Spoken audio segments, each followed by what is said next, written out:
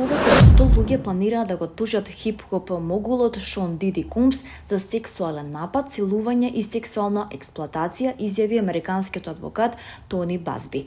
Тој додаде дека некои од наводните жртви биле малолетници кои биле злоставувани кога имале 9 години. Ерика Фолф, правната застапничка на Копс, кажа дека тој категорично ги негира обвинувањата, велики дека се лажни и клеветнички. Јас и мојот тим ќе превртиме секој камен за да се најдат сите потенцијално одговорни страни во наводното злоставување или кој било поединец и субјект кој имал корист од ова страшно однесување, изјави Базби. Копс беше уапсен минатиот месец откако беше обвинет за бројни кривични дела, како трговија со луѓе, рекетирање и киднапирање, при што му било одбиено барањето за кауција.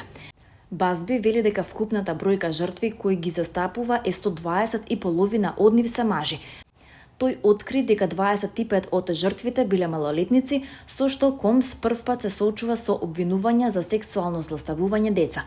Обвинувањата временски се протегаат од 1991 година до ова, но Базби вели дека најголем дел од инцидентите се случиле по 2015 година.